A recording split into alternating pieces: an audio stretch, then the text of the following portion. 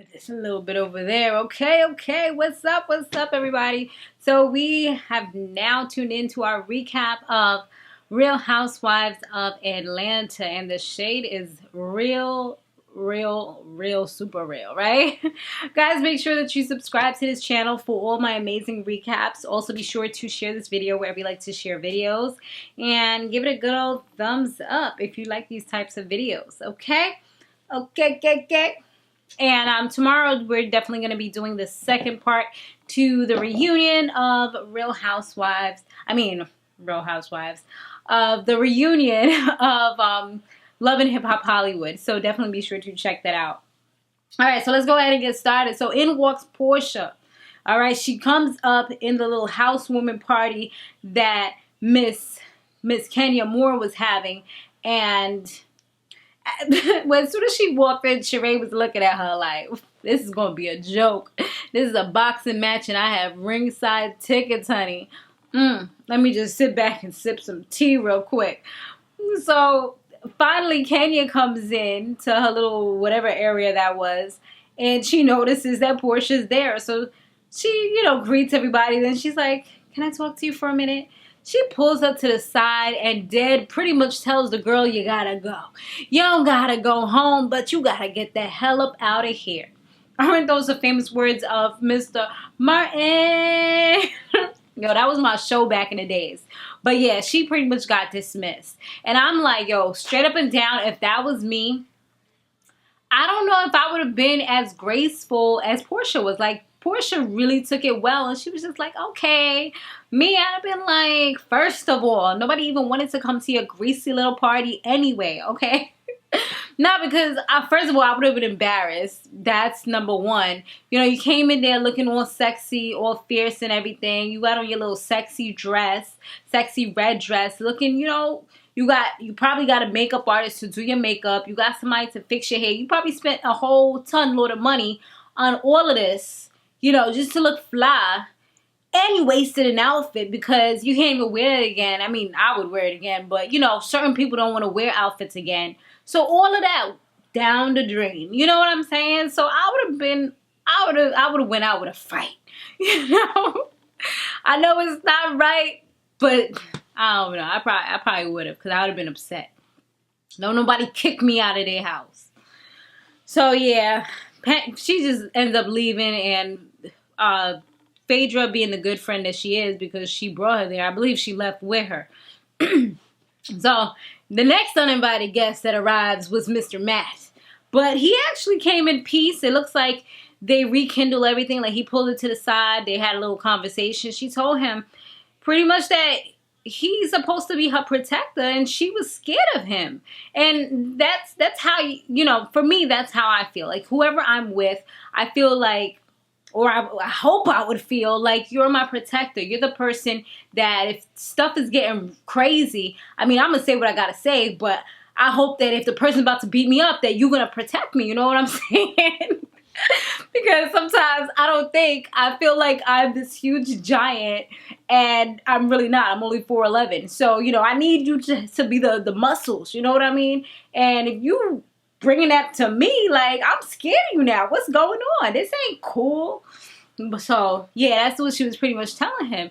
And she's like, you're gonna have to really show me, because just telling me is not gonna really do anything for me. So that's his mission right now. So it looks like things is getting back good with them, from what she said later on when she met up with, I think it was Phaedra she met up with, and she was talking about how good things are now. Cynthia, she had a conversation with her daughter, and her daughter says that she looks like she's happy now, and she's happy about that. She said there was many times that she heard her and Peter having these crazy arguments, and she even asked her mother if she had low self-esteem. I was like, well, okay. You better tell it like it is. Okay, Miss Noel, you are grown and you doing and saying what you want to say. Now, let that have been me at Noel's age back in the day, asking my mother if she had low self-esteem. I would have got one lash across my face or wherever else the freaking pot spoon would have hit, or the twig, or whatever else my freaking aunt Liz would have brought, you know? I mean, the culture is just so different, and a lot of things have changed since I was younger. Like, there's certain things that you could not say that my son tends to get away with, but I definitely have boundaries. Like, you ain't gonna be talking to me all crazy and greasy. You know, there's boundaries, because you already know mama will check you real quick. So, yeah, I was just like, oh, okay. It's low self-esteem. Like, you couldn't pick any other words? Like, Mom, I can't believe he would talk to you like that, or you would allow somebody to talk to you like that. But no, she said low self-esteem. My mother was just like, oh. So Sharee and Porsha, they meet up, and they were talking about the whole Chateau Sharee.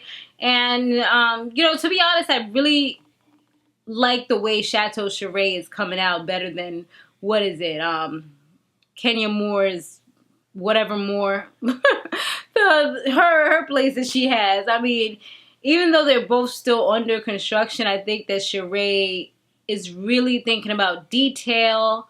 She really wants everything to be perfected. And I feel like she's going to make sure things is spot on before she tries to have any type of party or anything like that. Housewarming party. Like, how you have a housewarming party? Your party's not, and your house is not even done. Who does that? You know, I just felt like she was doing a little too much in the last one. Kandi and Todd, they were working on the Old Lady Gang restaurant, and Candy's a little bit nervous just because she's invested a lot of money into this, and she wants it to open up at a certain time, and she's not really sure. Just by looking at it, she can't really see the vision of, okay, it's gonna open at this time, and she's just like, you know, at the end of the day, if things go bad, it's gonna go bad on her, not really on Todd, because she's the one who's more known, who has more of the money and things like that. I mean, she didn't say that, but that's basically what it is. She's more famous. She's the one that everybody's gonna be like, dang, like Kandi failed. She was trying to do it, but she ain't do it, honey. Even though it might have been Todd's idea or Todd's vision or whatever, it's still gonna fall back on her. So she's a little worried about that, but it looks like things are coming together. They're even working on a little line for the baby, because I guess he got so many followers on Instagram or whatever, which is cool, you know. Definitely, this day and age, you can monetize everything, you know. Especially if you have, like, a large following. Kenya, Cynthia, and Kandi, they all meet up.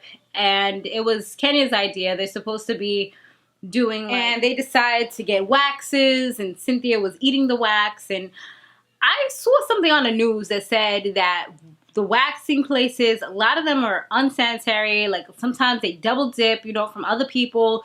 They don't clean out all of the wax. And Cynthia was there eating some of it. Kandi was smart, because she was like, even though I like to eat, I don't know if they might have put a little bit of somebody else's stuff up in there. And no, I'm not doing that. I'm like, yes, girl. Just because somebody says you can eat it doesn't always mean that you should eat it. Yeah, that's just kind of gross. I mean, just even thinking about it, I wouldn't do it.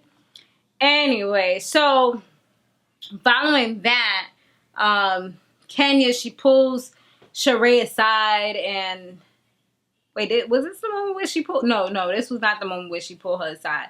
This part, she was talking about Shereé and how Shereé got the house, her chateau, in her mama's name because she's dodging the IRS. So Cynthia and Peter, they finally meet up. They have to meet up at a public place because Cynthia, she's being tough now with him, and she just let him know, like, you know, this is where we have to meet up. He was like, you know, we should have met up at the house, and she was like, no, I didn't want to meet up there.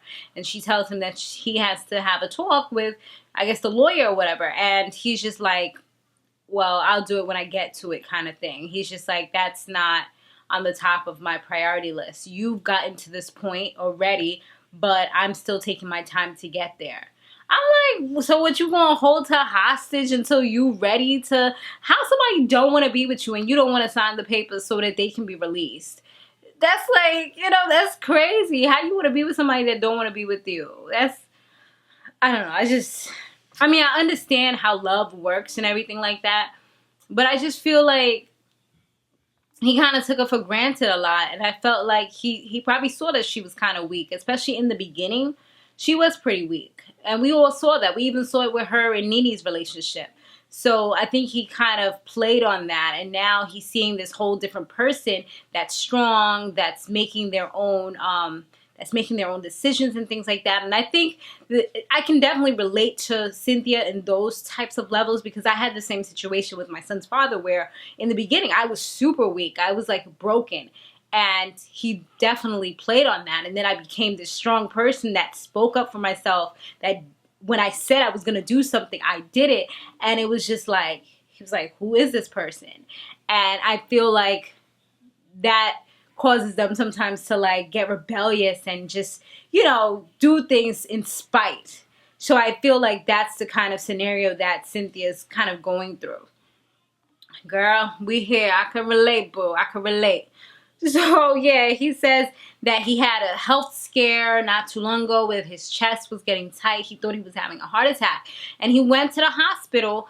And the crazy thing about it was that when they asked for his emergency contact, he realized at that moment that he no longer could name her as the emergency contact. But she let him know that just because we're not together anymore, I don't want us to not have a friendship, because we did have a friendship for 8 years. And I do want you to still have a relationship with Noel, because you're like her second father. It look like Noel don't really care about him too much after he see this little video right here. This little episode, he might think a little differently about her. After he hear all of this. Her telling her mom she had low self-esteem and all that. I don't know. But yeah, that's how that situation is going down. But I don't know. I think that he's not going to be able to do that. Like, I don't think he's going to be able to separate the two. Or it might take him years to be able to do so. Or maybe a hot, younger girl to be able to do so confidently. Porsha, she's now... She had like a little event, and this one is the escape room. And it's funny because I was looking at the escape room, and this was like when back before, you know, everything happened with me. It was something that I was thinking about I wanted to do. Maybe in a couple of months, maybe I'll want to do something like that again. I don't know. I thought it was a little scary, but it don't really look like it's scary. I mean, as long as I'm not getting trapped nowhere, or it's not too much of a tight space, I should be okay. But I don't like that whole getting anxiety feeling, because my anxiety gets crazy. So, but it looked like it's a pretty cool thing, the whole escape room. They had it on sale on this Groupon app here in New York. So I might tell my friends, like, I don't even have that many friends. I might tell my friend and my cousin, let's go out and do something like that. I don't know how many people you need, though. Maybe they got some friends that they could bring. But, yeah, that's what they choose to do. And it was cool because, you know, all of them was there. But I felt like Porsha was trying to prove some type of point that, oh, I'm a changed person, because on her team, she chose to have Cynthia, who she had a brawl with. I mean, they're good now, but her and Kenya still have this little bit of tension going on. And that was the other person on her team. I was like, girl, you just trying to prove a point that you've changed, you've been delivered. You know, I remember that guy. He's like, girl, bye. You're doing too much. You're trying too hard. So yeah, they do that. They wasn't too good anyway. I hope that if I spend my money, I actually complete the task and actually win. And then that's the point where Kenya takes Shereé to the side and starts talking that blah, blah, blah, blah, where she starts talking about why you was talking shady about, I mean, she didn't really say these words just like this, but pretty much, why was you talking shady about me and about my house? And then they, you know, Shereé's scared of nobody, so Shereé's going tit for tat, right back and forth with her, and it ends up going nowhere. It was just like, Shereé's just like, whatever. Like, you want to start something and then you want to walk away. Like, goodbye. With your broken down house. Goodbye. I'm like, it's like they took some little comedy classes or something. These two is funny. But, I mean, Kenya always been a shady human being ever since day one. Then she just kept on getting shadier and shadier. But Shereé, she got a lot of good jokes this season. Even in the commentary, she's going in. I'm like, yes, Shereé, you better come back with that shade. Throwing dirt and shade in that direction, boo. But yeah, that's pretty much the episode, y'all. Thanks for watching. Make sure that, like I said, you subscribe. Check out my main channel. Stay fabulous, live free, and soar limitless. I'll see you in the next one. Laters.